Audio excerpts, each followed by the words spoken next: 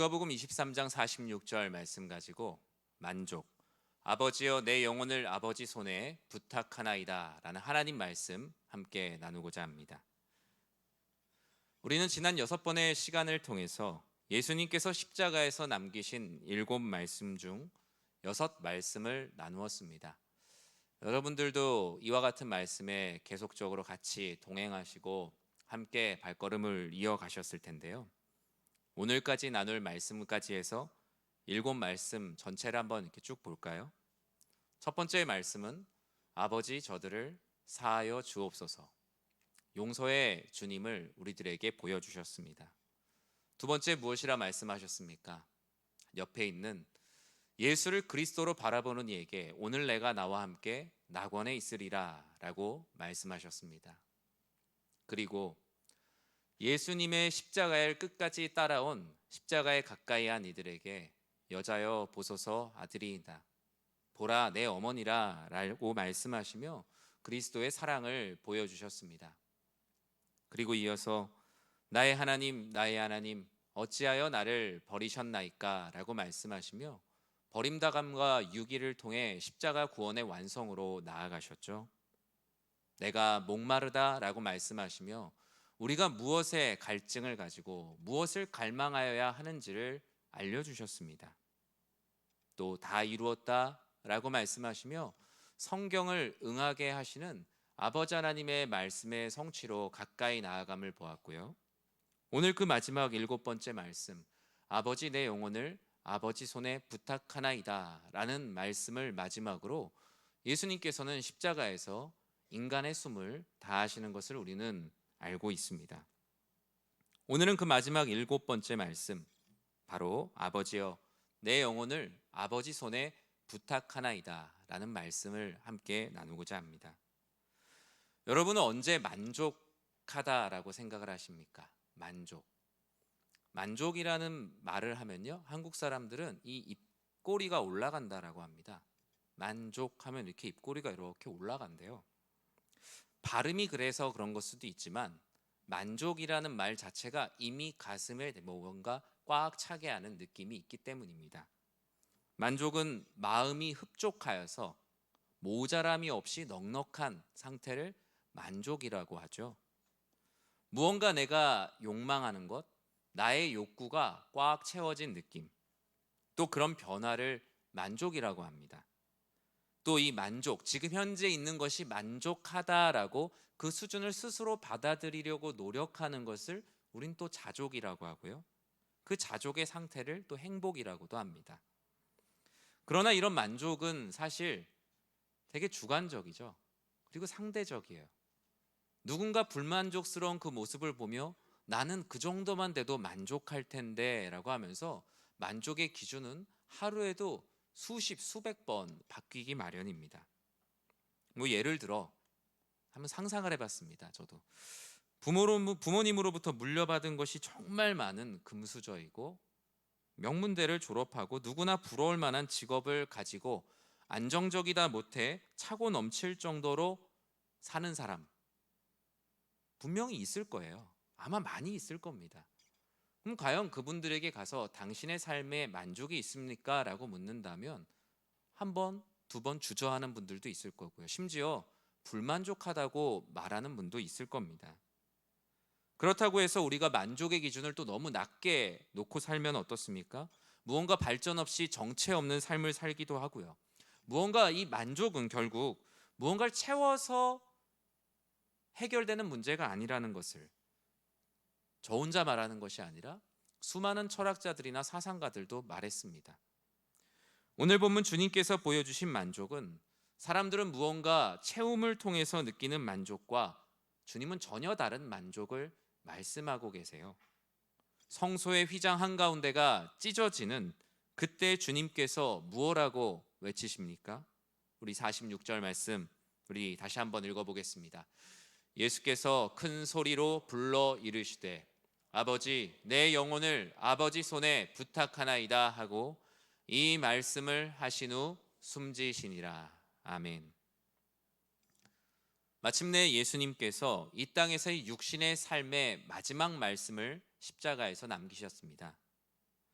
숨을 거두시기 직전의 최후의 말씀, 큰 소리로 불러 이르신 그 말씀, 아버지, 내 영혼을 아버지 손에 부탁하나이다. 그렇다면 이 말씀은 오늘날을 살아가는 우리들에게 어떤 의미가 있을까요?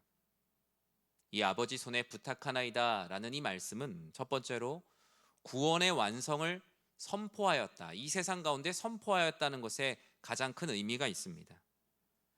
주님께서는 상처받은 치유자로, 버림받음으로, 그리고 십자가 위에서 숨지심으로 구원을 완성하셨습니다.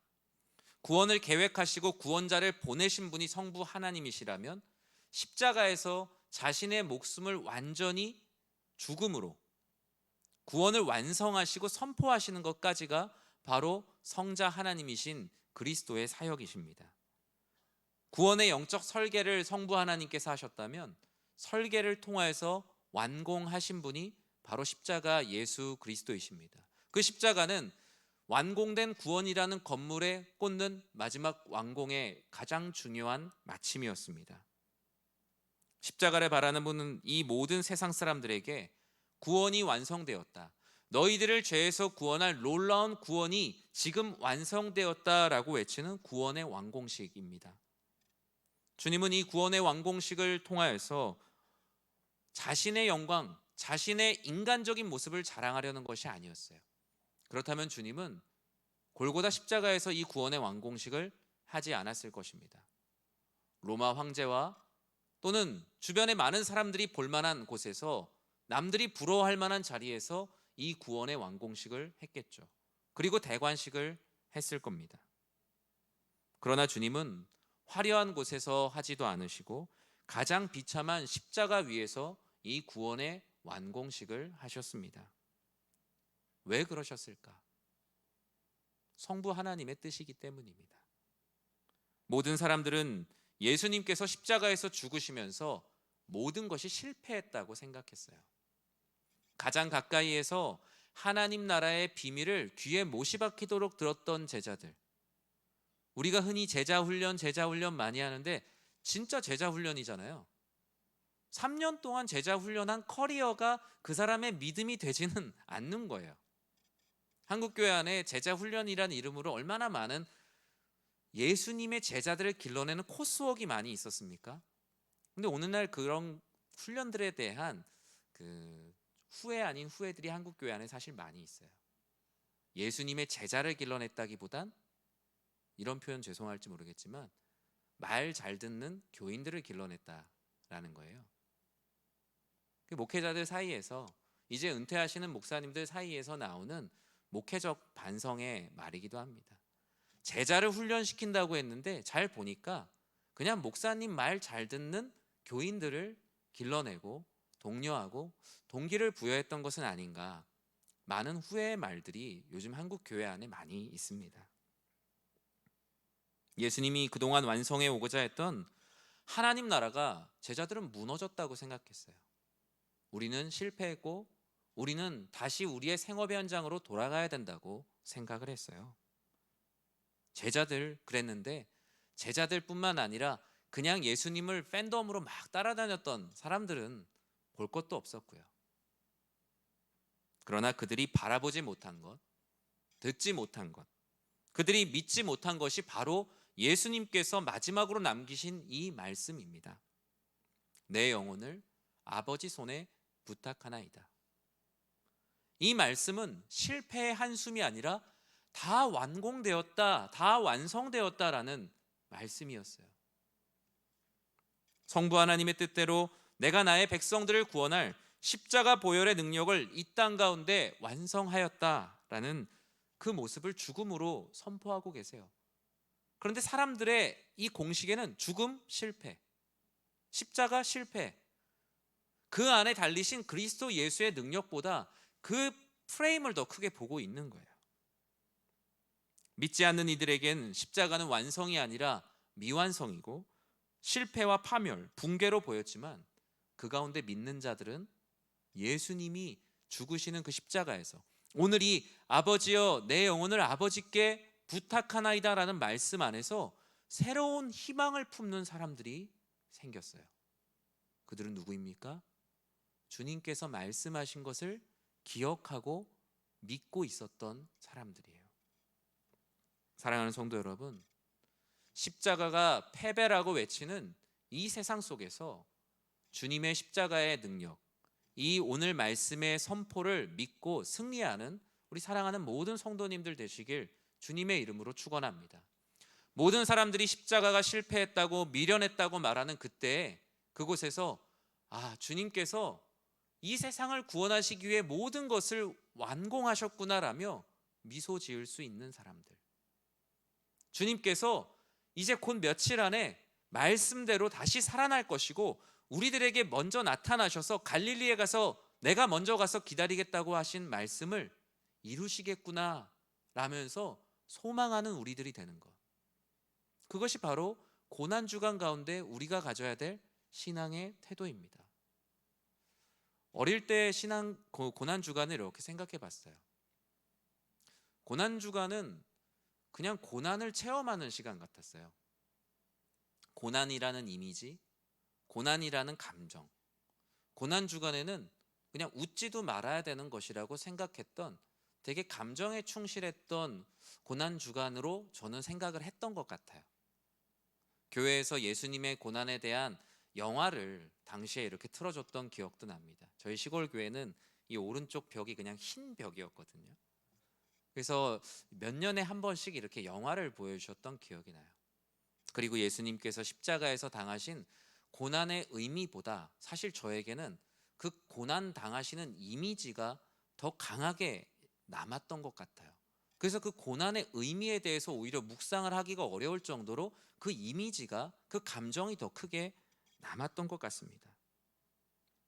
그 감정과 이미지를 느끼고 그리스도께서 나를 구원하신 것에 대한 감사함을 느끼는 것도 좋지만, 그 이미지와 감정에 지나치게 빠져서 지금 승리하신 그리스도 예수, 그 구원의 능력을 바라보지 못하는 것은 또 우리에겐 양날의 검과 같은 위험함이죠. 그들이 바라보지 못했던 것, 십자가는 실패가 아니라 성공이요, 오직 모든 것을 완성하신 구원의 은혜. 사랑하는 성도 여러분, 주님의 이 외침 속에서 구원의 완성을 보고 믿고 들을 수 있는 여러분들이 되시기를 전 주님의 이름으로 축원합니다. 우리는 이 완성을 반드시 믿어야 구원을 받습니다.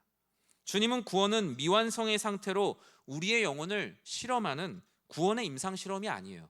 구원이 완성된 것 같기도 하고 완성되지 않은 것 같기도 한데 우리를 구원하시려고 미완성의 상태로 우리를 임상 실험하는 것이 아니라 그 어떤 흠도 없이 완전히 우리를 구원하시는 영혼의 백신으로 우리들에게 오셨어요. 주님께서 십자가에서 죽으셔야만 온 백성을 구원할 영혼의 백신이 완성될 수 있기에 죽으시고 부활을 향하여 나아가는 주님을 더욱 사랑하시는 우리 성도님들이 되시길 주님의 이름으로 축원합니다. 이 아버지 손에 부탁하나이다라는 말씀을 통해 볼 수 있는 두 번째는 맡김이 믿음임을 선포하시는 말씀이에요. 주님께서 자신의 영혼을 누구에게 맡깁니까? 자신을 보내신 아버지께, 성부 하나님께 영혼을 맡깁니다. 이 말씀의 핵심은 맡김이 곧 믿음임을 선포하고 있습니다. 너희도 나와 같이 너희의 인생을 성부 하나님께 맡겨라. 믿음이란 무엇인가에 대한 많은 정의가 있지만 그 중에 중요한 부분은 맡김, 의탁에 있습니다. 베드로전서 4장 19절에 이렇게 말씀하고 있죠. 우리 같이 읽어볼까요? 그러므로 하나님의 뜻대로 고난을 받는 자들은 또한 선을 행하는 가운데 그 영혼을 미쁘신 창조주께 의탁할지어다. 아멘. 그리스도인들이 하나님의 뜻대로 고난을 받으며 살아갈 때 선을 행하는 가운데 꼭 기억해야 될 것은 그 영혼을 미쁘신 창조주께 맡기는 것이다. 예수님께서는 자신의 영혼을 십자가에서 아버지께 맡김을 통하여 우리에게 두 가지 은혜를 주십니다. 그분의 죽음으로 말미암아 우리도 예수 그리스도를 통하여 하나님께 우리의 영혼을 의탁할 수 있게 된 것입니다. 십자가 주님을 만나기 전 우리는 의지할 것이 없는 존재였습니다. 그러기에 사람과 사람들이 모여 서로를 의지하기도 했고, 또는 사람으로 의지할 수 없는 많은 우상들을 만들어 기댈 곳을 찾았던 것이 인간의 역사입니다. 그런데 주님께서는 사람이 사람을 사랑할 수는 있지만 사람이 자신의 영혼을 누군가에게 기댈 수 없다는 것을 알게 하셨어요. 오직 너희를 창조하신 성부 하나님의 계획 가운데 보내신 그리스도 예수를 의지하는 것만이 우리의 영혼을 의탁할 수 있는 유일한 길임을 알려주셨어요. 그것을 모르고 살아가는 사람들은 그냥 인생은 고통스러운 것이라고 여기며 염세주의자처럼 세상을 살다가 마칠 수밖에 없어요. 철로역정 그 책의 첫 시작을 보면 주인공 크리스찬의 그 모습을 그림으로 이렇게 그려놨는데, 무거운 짐을 지고 있는 그 그림을 한번 보셨을 거예요. 하지만 더 문제는 이 무거운 짐을 스스로 내려놓을 수가 없는 거예요. 온몸에 묶여 있어서. 그리고 어느 누구에게 전가할 수도 없다는 것도 알게 됩니다. 그리고 다른 사람의 무거운 짐을 내가 대신 져줄 수도 없는 거예요. 그런데 이 짐을 지고 복음 전도자를 통해서 십자가로 가보라는 말씀을 듣죠. 저 언덕 넘어 십자가 밑에 가면 당신의 짐이 풀릴 것이라고요. 당신의 짐이 아무리 무거울지라도, 이 세상에 당신의 짐을 맡아줄 사람이 아무도 없다 할지라도 저 언덕 넘어 있는 십자가에 가서 당신의 짐이 풀어질 것을 믿기만 하면 그 모든 짐이 풀어질 거라고요. 실제로 크리스천은 그 십자가가 있는 그 언덕을 기어오르기 시작합니다. 그 무거운 짐을 지고 기어오르는 시간들은 너무나 힘든 시간이었지만, 그 십자가에 도달했을 때, 그 십자가가 내 모든 짐을 풀어줄 것을 믿고 그 앞에 무릎 꿇었을 때 자신이 짊어지고 있던 모든 짐이 풀어지는 것을 느끼게 돼요. 두려움과 근심, 걱정의 무거운 짐이 음부의 입구로 굴러떨어지는 장면을 주인공 크리스천은 보게 됩니다. 사랑하는 성도 여러분, 주님께서 선포하신 아버지 손에 내 영혼을 부탁합니다라는 말씀을 통해 우리는 맡김이 곧 믿음임을 꼭 기억하시기 바랍니다. 예수님께서는 십자가에서 죽음으로 구원을 완성하시고 음부로 내려가시는 일까지 성부 하나님께서 계획하신 일이에요. 그 이후, 구원을 완성하신 이유는 예수님께서 하나님이시며 하나님의 아들이시지만, 이 이유는 성부 하나님께 맡깁니다. 사역도 아버지 하나님께 맡깁니다라고 맡기고 있어요. 예수님도 성부 하나님께 맡기는데 우리의 사역도 하나님께 맡기는 사역, 하나님께 맡기는 인생, 아버지 하나님께 의탁하는 삶이 되어야 하지 않겠습니까? 그분께서 음부의 권세를 이기시고 다시 살아나게 하실 것을 믿으셨기에 아버지에게 아들이신 하나님은 자신의 영혼을 건넵니다. 맡깁니다. 의탁합니다. 이 맡김이 어디에서부터 나오죠? 나를 보내신 성부 하나님에 대한 믿음이에요. 보내신 이도 아버지시요 이루실 이도 아버지시라는 믿음. 여러분도 이 예수 그리스도께서 보여주신 이 맡김이 믿음이라는 삶으로 살아내는 우리 사랑하는 성도님들 되시길 주님의 이름으로 축원합니다. 우리는 무엇에 우리의 인생을 맡기며 살아갑니까? 내가 맡기고 있는 곳에 내 믿음이 있습니다. 재물에 내 인생을 맡기고 있다면 사실상 재물이 내 하나님입니다. 인생의 성공과 명예가 내 인생을 보장할 것이라고 생각해서 거기에 내 인생을 올인하고 있다면 실제로 나의 하나님은 그 명예와 성공이 내 하나님입니다. 인생의 즐거움과 쾌락, 자기 만족에 내 인생을 맡기고 있다면 그 즐거움과 쾌락이 사실 내 하나님이죠. 즉 내가 맡기고 있는 가치가 곧 나의 하나님이요 나의 믿음의 현재 위치예요. 십자가에 달리신 예수님은 다른 곳에 맡기고 있는 너희의 믿음을 다 이 십자가 아래로 가지고 오라라고 이 말씀을 통해 선포하십니다. 다른 곳에 맡겨져 있는 우리의 영혼들, 부모님 밑에서 자라지 않고 다른 사람 손에서 자라고 있는 하나님의 자녀들을 다 이 십자가 아래로 지금 불러 모으시는 소집하는 시간이에요. 너희들 너희의 영혼 지금 어디다 맡기고 있느냐? 왜 다른 집에 가서 밥 먹으면서 살고 있느냐? 왜 내가 너희에게 준 나의 말씀을 먹고 살지 않고 다른 말씀을 너희의 주식으로 삼아서 먹고 살고 있느냐? 주님께서 십자가 아래로 지금 다 모으시는 거예요. 십자가에 달리신 예수님은 자신의 육신의 생명과 영혼을 아버지 손에 맡깁니다. 그리고 우리들도 그런 삶을 살라고 말씀하세요. 그런데 우리는 믿음이 있다고 하지만 의탁하는 삶이 참 어렵습니다. 태어날 때 여러분, 저는 의학적으로 잘 모르지만 이렇게 하고 태어나는 아기를 본 적은 없어요. 다 이렇게 저절로 굽어져 있어요. 손이 딱.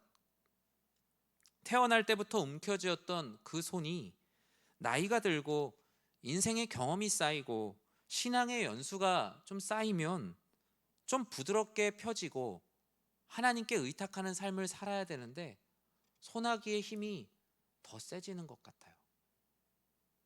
주님께 더 드리고 내 모든 것을 맡길 수 있을 것만큼 내 신앙의 연수가 쌓일수록 더 부드러워질 것 같은데 어떨 때는 완고한 나의 모습을 더 보기도 하고요. 신앙생활을 이렇게 오래 했는데 저도 목회를 매년 조금씩 더 하고 있는데 왜 이렇게 성품으로 아니면 어떤 말로 행동으로 왜 그게 시간이 지나는 것만큼 쌓여가지 않을까라는 답답함을 느낄 때도 있습니다. 그래서 주님께서 십자가에서 오늘 우리들에게 말씀하시는 겁니다. 내가 내 아버지께 내 영혼을 맡긴 것처럼 너희도 너희의 영혼을 다른 곳에 맡기지 말고 창조주 하나님, 너희를 구원한 나에게 맡겨보지 않겠냐. 너희의 움킨 손을 펼쳤을 때 너희의 긴장된 삶이 내 안에 평안을 누리지 않겠냐. 왜 이렇게 온몸에 힘을 꽉 주고 피곤하게 살아가냐고 주님은 우리들에게 말씀하십니다. 사랑하는 성도 여러분, 여러분의 인생 다른 곳에 맡긴 것이 있다면 속히 찾아와 십자가 아래로 가지고 오는 이 고난주간 금요일 밤이 되시길 주님의 이름으로 축원합니다. 예배의 자리로 가져오시고 기도의 자리로 가져오시고 말씀의 자리로 가져오시고 신실하게 믿음으로 삶을 살아가는 자리로 여러분의 단 하나뿐인 영혼을 날마다 가져오시는 여러분들이 되시길 전 진심으로 축원합니다. 그것이 바로 이 땅을 살아가는 우리의 방식이고 맡김이 곧 믿음이 삶이에요. 아버지 손에 부탁하나이다라는 말씀을 통해서 우리가 마지막으로 볼 수 있는 것은 이를 통해 주님께서는 어떻게 죽어야 잘 죽는 것인가, 죽는 법을 선포하고 계세요. 주님은 사람이 최종적으로 어떻게 죽어야 되는지를 선포합니다. 인간이 마지막으로 숨을 거둘 때 어떤 모습으로 숨을 거두어야 되는가를 친히 보여주세요. 다른 사람은 그것을 보여주고 다시 살아날 수 없지만 예수 그리스도께서는 다시 살아날 수 있는 유일한 사람이며 하나님이시기 때문이에요. 예전에 읽었던 책 중에 모리와 함께한 화요일이라는 책이 있습니다. 아마 많이 읽어보셨을 거예요. 안 읽어보신 분은 꼭 읽어보세요. 그 중에 이런 글귀가 있어요. 죽는 법을 배워야 사는 법을 안다.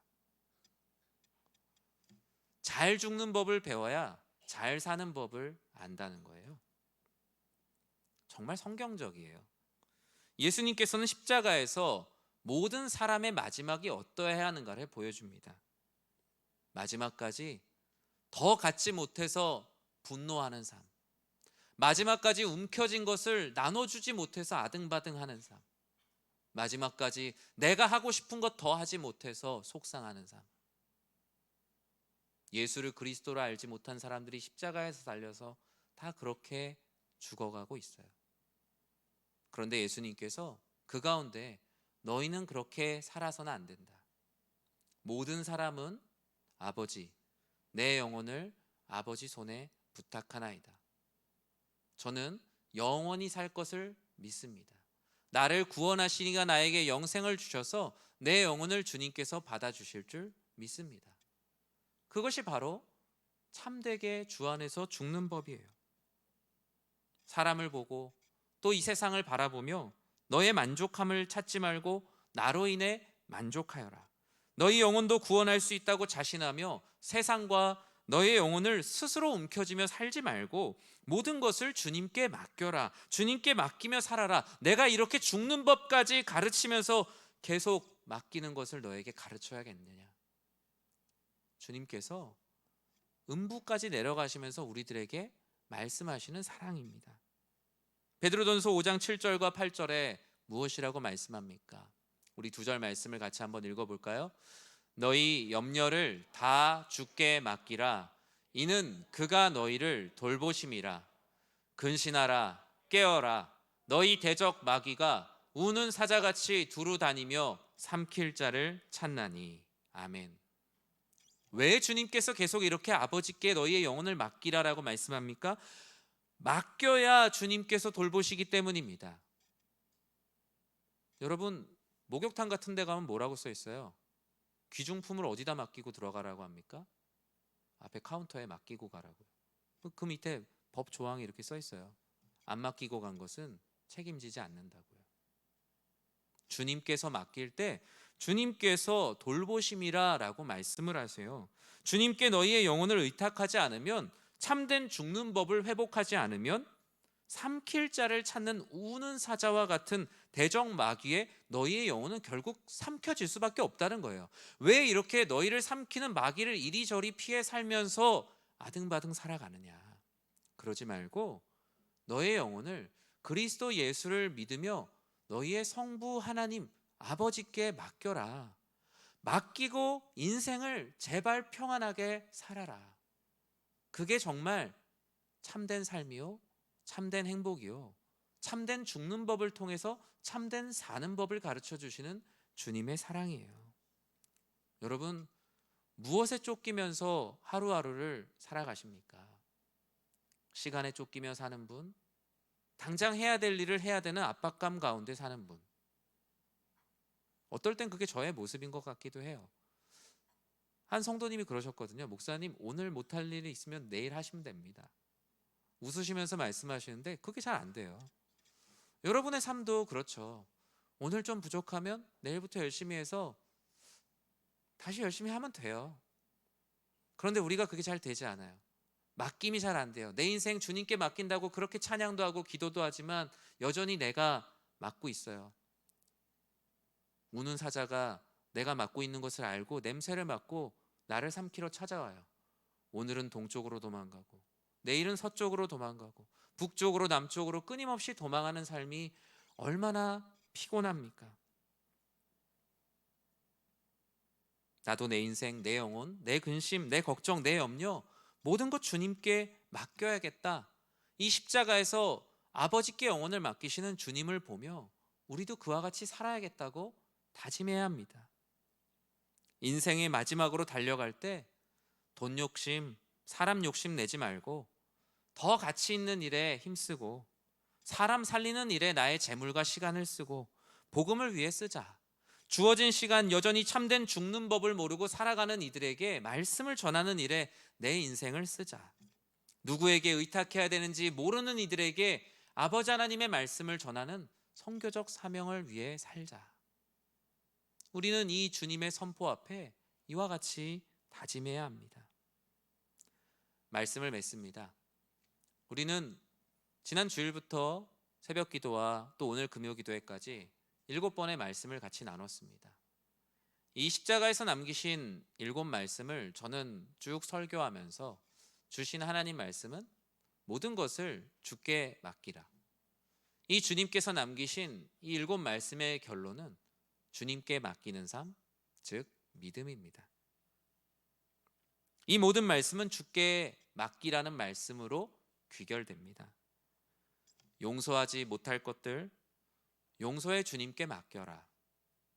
영혼의 구원 역시 스스로 끌어안은 완고한 죽음으로 끝내지 말고 늦었다고 생각할 때가 가장 빠르니 내 옆에 달려있는 그리스도 예수를 바라보며 그분께 나를 기억해달라고 간절히 기도해라. 그러면 너희를 구원할 것이다. 인생의 여정 너희를 사랑하시는 주님께 맡기며 인생의 수많은 고뇌 또한 십자가의 고뇌를 담당하시는 주님께 맡겨라. 고통과 고난, 고난의 종 주님께 맡겨라. 패배로 얼룩진 삶도 승리의 주님께 맡겨라. 만족하지 못하고 방황하며 맡길 곳을 찾지 못하고 방황하는 너희의 영혼도 모든 것을 만족하게 하시는 주님께 맡겨라. 믿음을 가져라. 주님께서 십자가 가운데 말씀하시는 우리에게 주신 7 말씀의 귀결입니다. 맡김은 부활로 가는 길입니다. 맡기지 못하면 찾을 수가 없습니다. 맡기지 않았다면 더욱 찾을 것이 없습니다. 주님께서 재림하셔서 이 땅에 오실 때 무엇을 찾기 원하실까요? 너는 너의 인생 중 나에게 부탁한 것은 그렇게 많았는데 맡긴 것은 하나도 없더라. 너의 자녀, 너의 인생, 성공 다 너의 방식대로 다 하고 도와달라고 했지 나에게 완전히 맡긴 것은 무엇이 있었더냐? 하나도 찾아갈 것이 없으니 찾아갈 것이 없다. 우리는 이 말씀 앞에 심각하게 고민하고 기도해야 합니다. 주님, 내가 내 것 다 맡고 있는데 이거 안 뺏기게 도와주세요라고 기도하고 있는지, 내 스스로의 성품으로 되진 않지만 주님께 끊임없이 맡기려고 내가 노력하고 있는지, 우리는 이 고난주간 가운데 정말 심각하게 주님의 말씀 앞에 진지하게 고민하고 기도해야 합니다. 원래 만족이라는 이 단어, satisfaction이라는 이 단어가 원래 신앙적인 용어였어요. 만족이라는 이 어원 자체가 신앙적인 용어였다고요. 나의 죄를 사하시는 그 주님, 변제의 능력이 있으신 채권자, 하나님의 마음을, 그분의 마음을 기쁘시게 해드려야겠다라는 것이 바로 만족이라는 감정이었어요. 원래 그 단어의 뜻이 그랬어요. 그러니까 만족의 주체가 원래 하나님이었다고요, 이 단어가. 그런데 점점 바뀌었어요. 점점 이 단어의 주체가 사람으로 바뀌었어요. 하나님이 만족하지 않으셔도 내가 만족하면 똑같이 이 단어를 쓰기 시작했어요. 원래 이 단어는 하나님께만, 그리고 하나님께서 나에게 돌려주신 그 감정으로만 만족을 썼거든요. 근데 언제부턴가 내 기분이 좋아도 이 만족이라는 단어를 썼고요, 내가 욕망하는 것이 채워질 때도 이 만족이라는 단어를 쓰기 시작하면서 이 만족의 주인인 하나님을 밀어내고 언제부턴가 사람들이 이 만족의 주인의 자리에 앉기 시작했습니다. 내가 채권자가 되고 내가 주인이 되었어요. 그러면서 사람들이 무엇을 알게 됐습니까? 불만족을 알게 됐습니다. 불만족. 불만족은 곧 믿음 없음으로 가는 길이죠. 걱정과 염려와 고통 속에 살게 되었어요. 그 이유가 무엇입니까? 내가 만족의 주인이 되었기 때문입니다. 주님은 이와 같은 모든 것을 십자가에서 깨뜨리셨습니다. 내가 아버지께 내 영혼을 맡기는 것을 보고 너희도 그와 같이 살아야 너희도 만족할 수 있다. 이 땅 가운데 불평하며 슬퍼하며 살지 않고 주 안에서 기쁨을 회복할 수 있다. 우리 사랑하는 연희교회 모든 성도님들이 이 만족의 주인 성부 하나님을 회복하시는 모두가 되시길 진심으로 축원합니다. 내가 살아도 주님을 위해 살고 죽어도 주님을 위해 사는 삶, 살든지 죽든지 아버지 하나님의 만족을 위한 삶만이 나에게 만족을 주는 것, 그것이 바로 십자가의 기쁨과 영광으로 살아가는 삶임을 믿는 우리 사랑하는 연희교회 모든 성도님들 되시길 주님의 이름으로 간절히 축원합니다. 우리 이 시간에 같이 찬양하겠습니다. 아주 옛날 찬양인데, 이제 내가 살아도 주 위에 살고. 어릴 때 이 찬양을 부를 때 어르신들이 그렇게 정말 이 앞에, 예배당 앞에 그 성경책을 놓는 곳이 부서져라고 치시면서 찬양을 부르셨어요. 뭐가 저렇게 힘드실까? 뭐가 저렇게 한이 많으실까? 사실 그런 게 아니라 내가 주님 안에서 만족하고 싶은 그 강력한 열망이었어요.